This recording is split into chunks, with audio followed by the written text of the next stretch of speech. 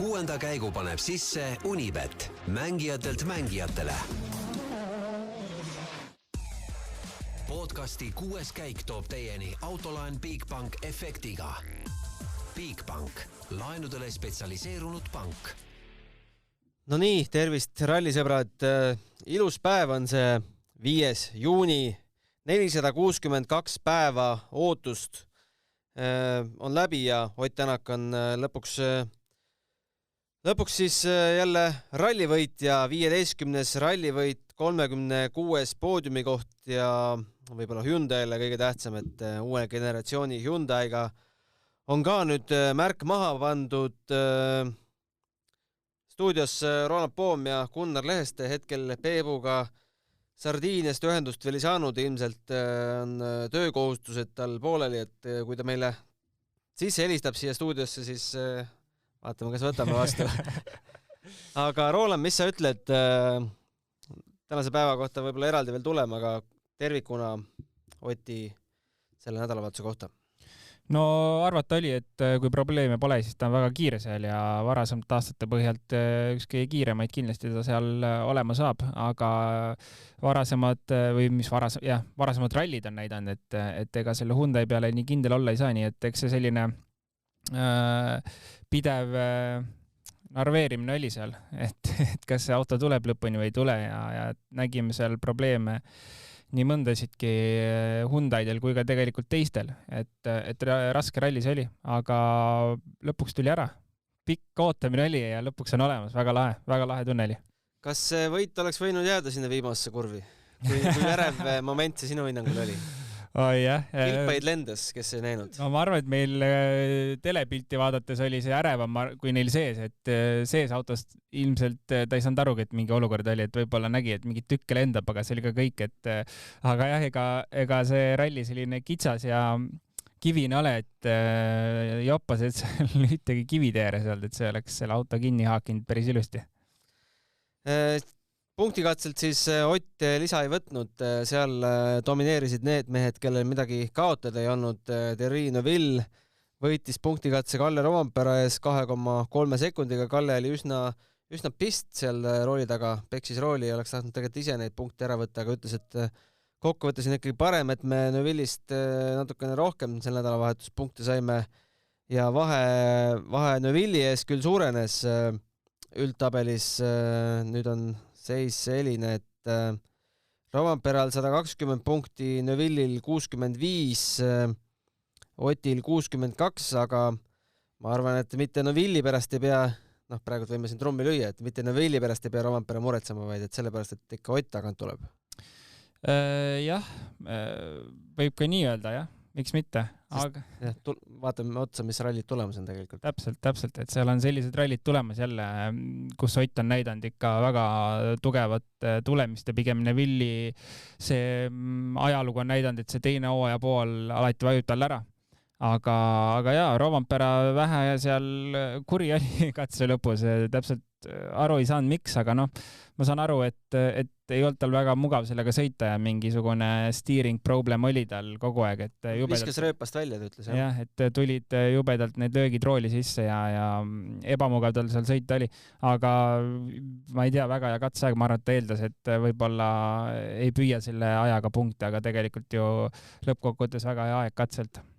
Aga kas Sardiinia ongi siis selline koht, et kui sa tuled MM-sarja liidrina peale, siis 5. koht on maksimum, mis sa võiksid siit võtta? Ma arvan, et see on väga hea koht, mida võtta. Sest ma arvan ka neljapäeval, kui me rääkisime, siis arvasime, et 5-6 võiks Rovanperal olla selline ideaalne positsioon juba. Eks jah, mõni kõvem vend on võtnud ka paremaid positsioone sealt, aga tegelikult seda puhastamist on nii palju seal ja ka teise ringi puhastamine jällegi, et kui need väiksem teljevahega autod on läbi sõitnud, et siis hakkab see puhastamine otsast peale. Et eks ta on jah, üks ralli kindlasti, kus on väga keeruline võtta sealt esimesena tulles head positsiooni, et kui Portugalis nägime, et see oli võimalik, et siis Sardiinias on kindlasti väga-väga palju keerulisem. Kui palju vihm oleks võinud aidata? Mingil määral ikka, aga kui palju Sardiinias me vihma näeme? Mitte väga palju.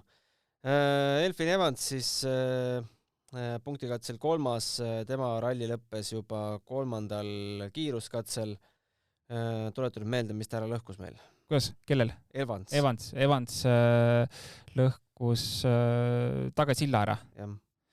Ja tagasild oli minu meelest Toyotal probleemne. Selles mõttes tundub, et on probleemne koht võib-olla isegi, et esimene selline probleem, mis võis välja siit rallilt tulla, et Evansil tegelikult 2 korda siis täpsemalt tagavedrustusega tekkis probleem, et kas siin võib olla mingi selline teema taga, mis kandub üle ka järgmistesse rallidesse, ei oska veel öelda, aga täiesti reaalne see on, et Hyundai puhul me varasematel aastatel oleme näinud midagi sarnast, et on üks probleem, mis kandub edasi ka järgmistele rallidele. Muidugi loodame, et seda ei ole, aga samas võtame ka selle Lappi väljasõidu, kus taga terve ratas koos amordiga sealt küljest ära tuli, et jälle videopildist on jube keeruline aru saada, kui tugev löök see oli. Aga kas see võiks olla tugevam? Keeruline on hetkel seda siin lahata seda teemat, aga igal juhul 2 autol 3 korda selles mõttes probleem vedrustusega oli. Esa-Pekka Lappil siis 4. koht punktikatselt väga tihedalt koos muidugi kogu esinelik. Vahed on 2,3, 0,8, 0,1 meeste enda vahel. Lappi ralli lõppes siis eile esimesel katsel. Sinna läks vast 2. koht või?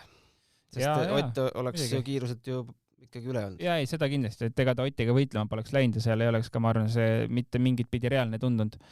Aga ma usun küll, 2. koht läks. Selles mõttes kahju.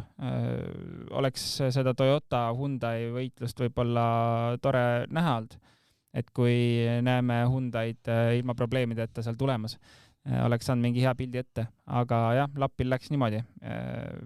Selline natuke sõiduviga, natukene halb juhus ja tal see väljasõit seal tuli. Ja 1 lisapunkti võttis siis 5. kohaga Takamoto Katsuta. No Toyota tervikuna ma arvan, et üldse ei saa selle nädalavahetusega rahul olla.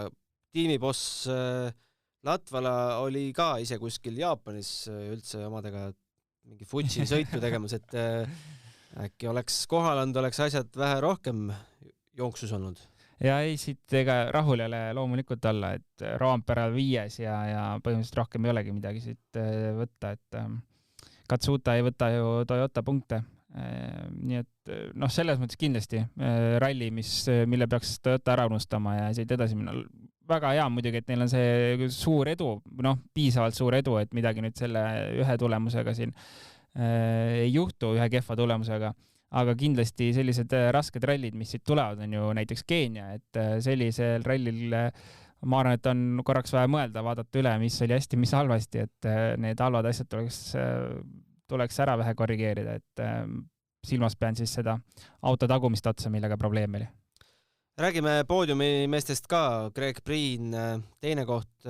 On ta nüüd tõestanud oma Fordi esinumbri staatust? Niivõrd kuivõrd ma väga ei ütleks, et ega see sõit ei olnud midagi sellist väga erilist, et oli häid katseaegu, aga eelkõige oli stabiilsus ja probleemidest kõrvalhoidmine. Muidugi Priini selline esisõitja staatus esimest korda tal üldse, seega ma arvan algselt nõuabki sellist võib-olla stabiilset sõitu pigem, kuivõrd ainult katsevõite võtta ja siis lõpetada jälle võsas kuskil. Et selles mõttes väga tark sõit. Kiiruse poolest ma arvan, seal on kindlasti veel tal vaja kõvasti tööd teha. Aga täna jah, kui me võtame M-Sport, mis tegelikult ei ole ka tehase tiim ja Greg Priin, kes ma arvan, et M-Spordi käest väga seal palka ka ei saa, et siis sellise pooliku asja nii-öelda kokkuvõttes hea tulemus ja hea esisõitja tulemus. Tanis Ordo ütles ise ka katse lõpus, et oleks võinud ikkagi Priiniga 2. kohale heidelda, aga annab endale aru, miks ta siin tiimis on, et Hyundaile meeskondlikke punkte tuua ja 3. koha punktid on ikkagi taskus, aga Sordo? No selles mõttes oli jah täitsa üllatav isegi, et Priin suutis Sordo eest püsida, sest varasemalt oleme näinud, et kui Priin hakkab sellisesse võitlusesse minema või langema, et kus peab oma koha eest võitlema, siis ta kuidagi vajub ära ühel hetkel. Et selles mõttes oli väga lahe näha, et ta suutis ees püsida. Aga Sordo puhul, jälle kui me võtame varasemaid aastaid, siis me eeldaksime, et ta läheb võidu peale sõitma sellise stardipositsiooniga sellistel rallidel. Aga teine ralli selle autoga, see auto ei ole ka kindlasti ideaalne sõitjatele, et seal on kõvasti tööd vaja teha. Selle põhjalt võtta teist rallit järjest poodiumi koht. Ma arvan, et on piisav ja ega selles mõttes ma usun, et ta on rahul, et kui palju ta siin rallidel ikka see hooaeg käib ja võtta poodiumi kohti, see ongi ta ülesanne tegelikult, miks ta siia nii-öelda nomineeritud nendele rallidele oli, kus stardipositsioon nägib kõvasti ralli. 4. kohal lõpetas mees, kelle Wikipedia see tabel, mis näitab kõiki kokkuvõtvalt tulemusi, kelle tabelist võib-olla tegevsõitjates kõige rohkem näeb katkestamisi, tegi oma eluralli. Siiani olid elurallid 2020 Sardiinia 7. koht ja 2021 Rally Estonia 7. koht, nüüd siis 3 pügalat lausa kõrgemal 4. koht ja Pierre Loubet. Jaa, müts maha Loubet ees.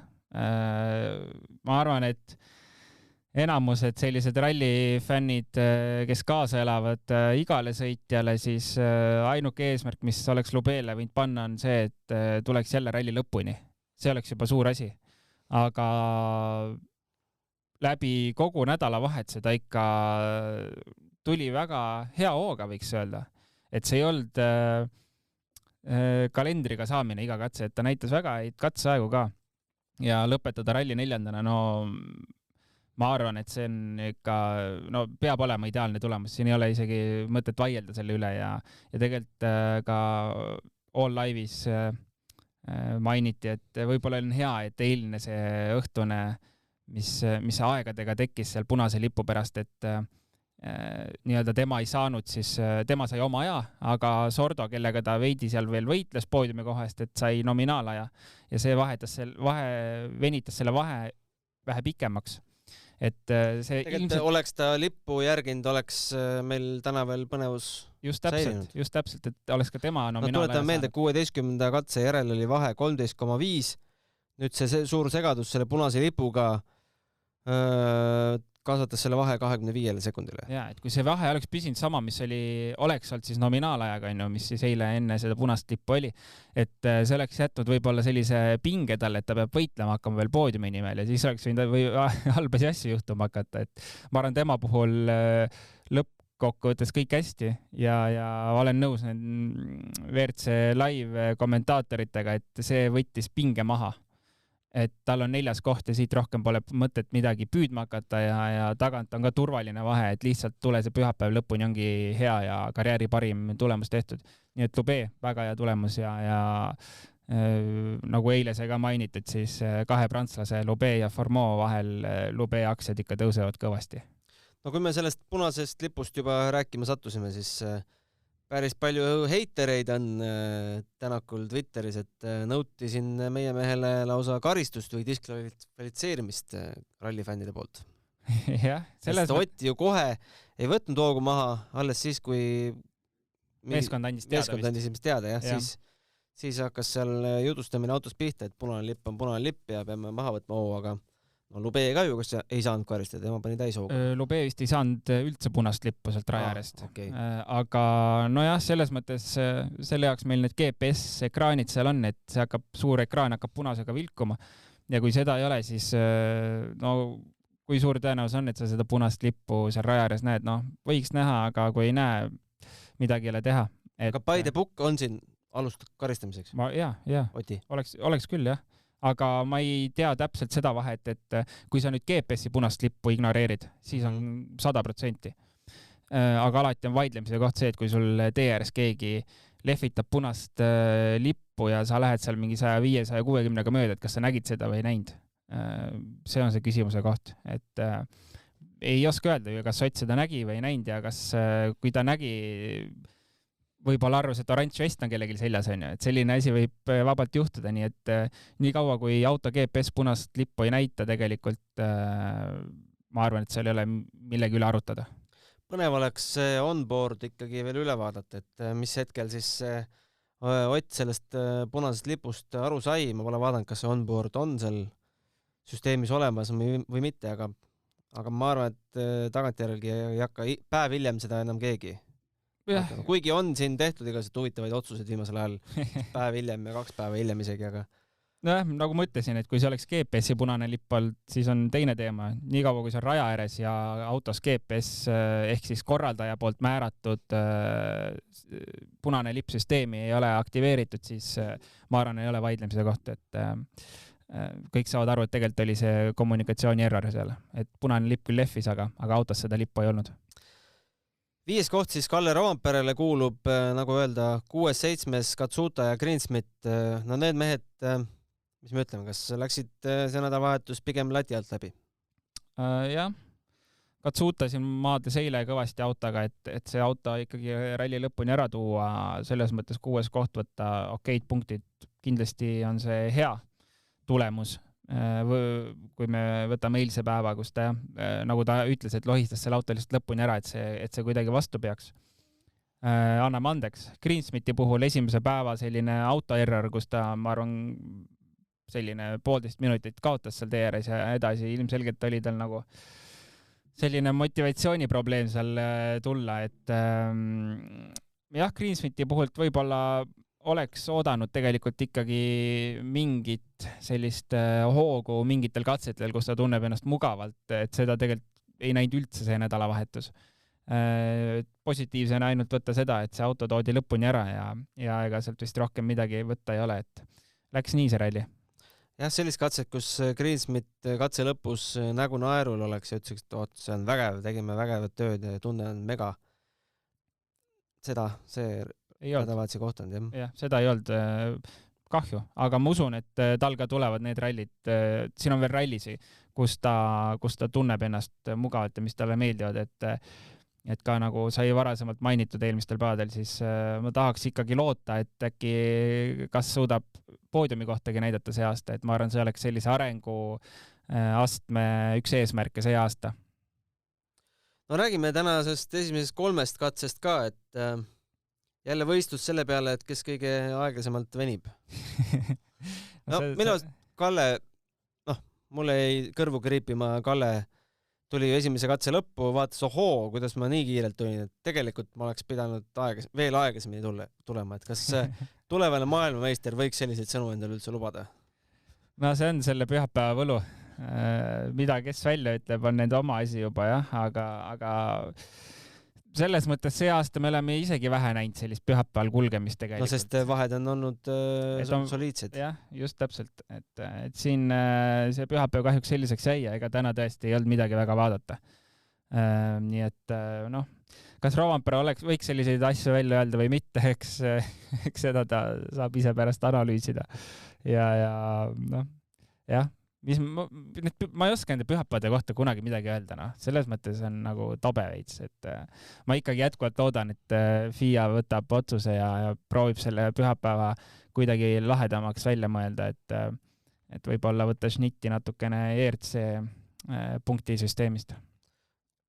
Mul ei ole seda lootust, sest sellest on räägitud juba 5 aastat rohkemgi, et midagi paremuse suunas ei ole liikunud. Nojah, kahjuks ei ole, aga võib-olla kui selliseid rallisi rohkem hakkab tulema, ma ei tea, aastate läbi, võib-olla keegi kunagi võtab midagi ette, et natuke tahaks küll seda pühapäeva põnevaks saada, et see on selline ralli kulminatsioon ja tegelikult siis ootad ja ootad selle Power Stage'i ära, kus ka tegelikult mitte midagi ei toimu ja siis jääb selline kuidagi igavalt lõppeb asi, et kui laupäeva tavaliselt me saame ikkagi huvitavalt lõpetatud ja näeme sellist tummist võistlust, siis jah, kahjuks pühapäev on selline, nagu ta on.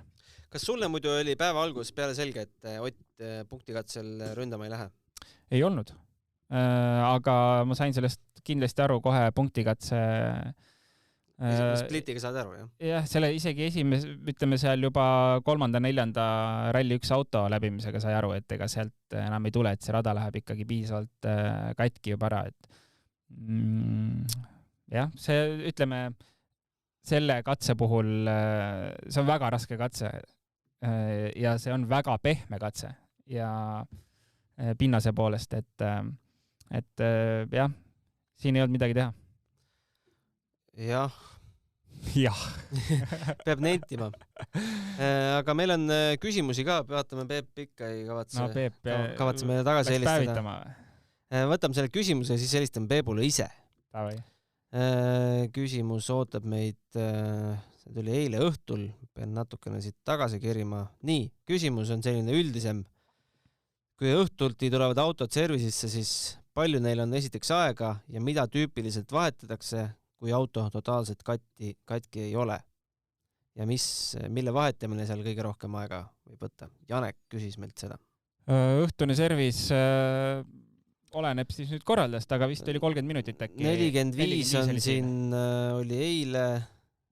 Jah, 45. Eilne õhtul siis 45 minutit, aga mida selle ajaga tehakse, kui probleeme ei ole autole, ega see käib ikkagi üldine kogu auto kontroll käib ära, et alustades õlitasemetest ja lõpetades, et iga polt ja mutter autol on kinni. Loomulikult rattad alt ära, pidurid, klotsid, mootori õlivahetus tõenäoliselt, et ralliautol enamasti käib õlivahetus 100 katsekilomeetri tagant. Ja see on selline üleüldine hooldus. Mida selle ajaga veel teha jõuab suurt, ma ei tea, käigukasti näiteks ära vahetada või kui me võtame Hispaania ralli näitel, siis tegelikult jõuab ka nii-öelda gravel spec'ist tarmax spec'i selle panna, et asfaldi põhi panna autole alla ja tegelikult selle 45 minutiga jõuab kõik vajaliku suuremad asjad ära teha, mida teha võib.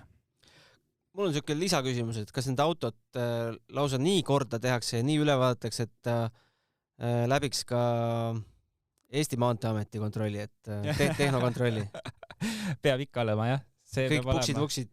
Peab loomulikult. Need kõik, iga logiseva osa, kõik tuleb ära vahetada, et tegelikult iga sõita tuleb servicesse, siis olenevalt meeskonnast. Minu meeskonnas viimases oli selline tava, et anti selline paberilipakas kätte põhimõtteliselt ja täitsid ära, et mis sa tahtsid autoga teha ja mida muuta või mis on katki, et reegrupi alas andsid selle mehaanikutele, et siis kui oli veel umbes 15 minutit aega oodata, kuni servicesse jõuad, siis mehaanikud said juba kõik ette valmistada või tänapäeval on juba lihtsam tegelikult ka seda kõike teha sõnumite teel, et oleneb meeskonnast, jah, kuidas see kõik toimub seal, aga loomulikult auto peab olema sellises servicest väljudes selline, et ta vastab ka reeglitele, tuled küljes, ma ei tea, puksid, laagrid, kõik toimiksid. Aga kui ei jõua, kas siis natukene pooliku autoga võib järgmist päeva alustada? Ikka võib. Selles mõttes, et peab olema nii palju ikkagi viisakas. Järgmise päeva algus on ka 15 mintsi veel aega. Kui sa nüüd mõtled, kas tuled võiksid külge panemata jätta, siis seda ei või, et need peavad ikka küljes olema. Ja ma ei tea, kapotid, uksed, tagaluugid peavad ikka küljes olema, aga jah, kui mingi tehniline probleem jääb, siis jääb, et seda sellepärast midagi ei juhtu. No Peepu tundub, et me saate jooksul ikkagi kätte ei saa, aga püüdes siin ise nüüd Sardiiniat kokku võtta, mis me ütleme, kas minu jaoks on põhiküsimus see, kas Ott tõusis sellega nüüd tagasi tiitli konkurentsi või kas ta oma vahepeal üsna lootusetuks muutunud võimalusi natukenegi parandas või mis sa selle kohta ütled, mis Eesti rallifännid peaks mõtlema? No kindlasti parandas, aga kui me võtame nüüd Oti tugevad rallid ette, mis tulemas on Eesti, Soome, siis ega need ka on Roompere väga tugevad rallid, kus ma arvan, et ega ei anta Otile ka seda võitu väga lihtsalt. Selle poole pealt vaadates ma ei tahaks küll välja öelda, et Ott on tiitliheitluses praegu sees. Jah, minna on veel mitmeid rallisid, kõike võib juhtuda, aga kui me vaatame puhtalt hetkeseisust, siis on vahe on ikkagi üpriski suur. Ja nagu ma ütlesin, need rallid, mis Otile sobivad, need sobivad ka Roomperale, nii et raske öelda. Hetkel tundub, et mina ütleks, et ta ei ole tiitlivõitluses sees. No aga emotsionaalselt kindlasti mingi samm ju edasi. Ja ei, seda kindlasti, et kõige tähtsam on see, et samm edasi autoarenduse puhul ka kindlasti. Et kui saab selle auto heaks, vastupidavaks, siis on kõik võimalik hooaja lõpuni veel. Et nagu me teame, ega maailmameister selgub enamasti ikka viimase ralli ajal, et ralli lõpuks. Nii et kui nad suudavad oma auto saada heaks, vastupidavaks, kiireks, siis on kõik võimalik loomulikult. Aga probleem on ka selles, et kui Hyundai areneb edasi, siis ka teised arenevad edasi. Et ei ole ainult see, et Hyundai jõuab nüüd teistel järgi, et teised liiguvad ka ju kuhugi poole. Spordile lisab hoogu Unibet TV, kus saad aastas tasuta vaadata ligemale 100 000 võistlust otseülekandena. Unibet, mängijatelt mängijatele. Anname siis saate lõpuks ka Peebule sõna. No Peep, said intervjuudega valmis, mis Ott rääkis?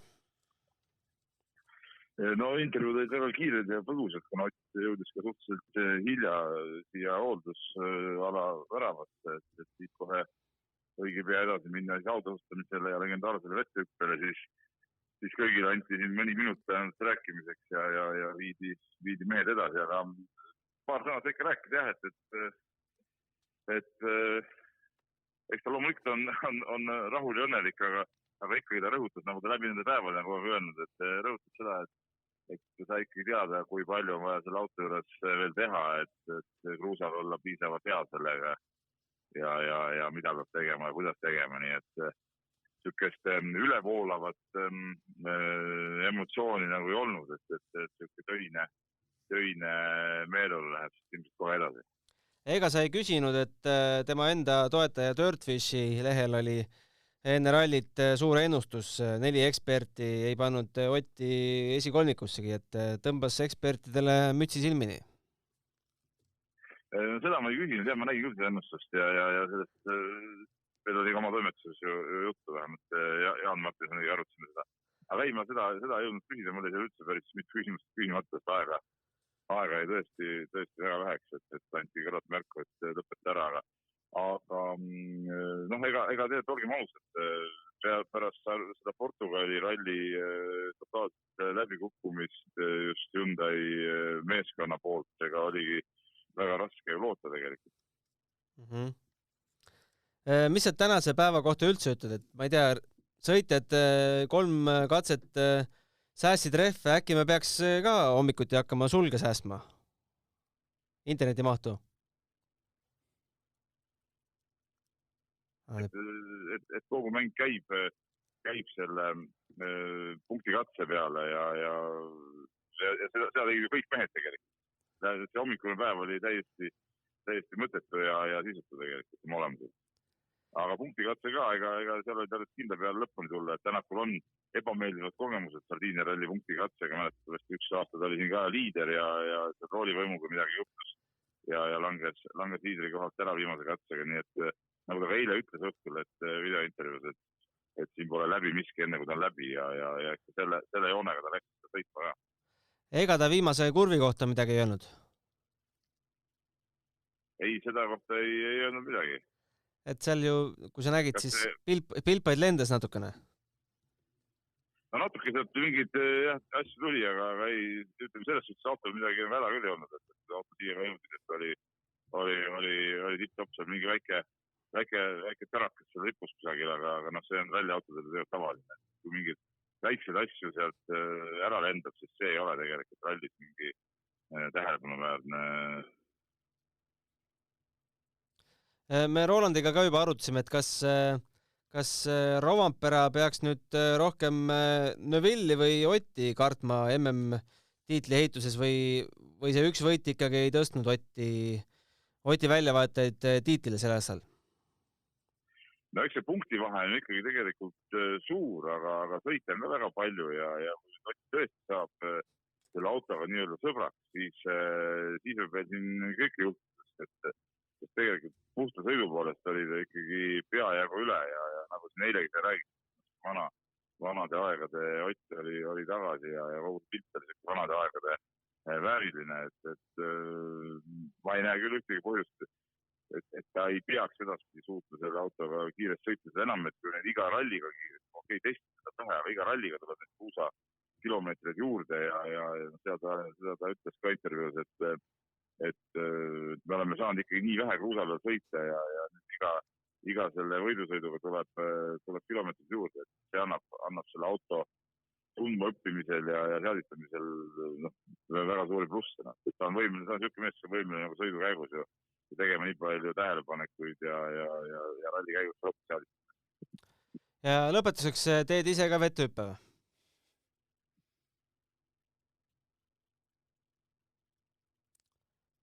Hallo? Juba tegi. Oota, ütle uuesti, sa algust ei kuulnud. Ei, ma olen siin iga käinud ujumas küll, kas ma nüüd kai pealt olen selle pealt ette hüppama, seda on vaevat. Mul on seal hotelli vastas tavaline rand. Kindlasti õhtul olen ujuma, sai siin näha päris mereks seda. Aga selge, oli põnev nädalavahetus. Pane nüüd näpud tööle ja kena tagasi sõitu teile mõlemale. Teeme nii, aitäh.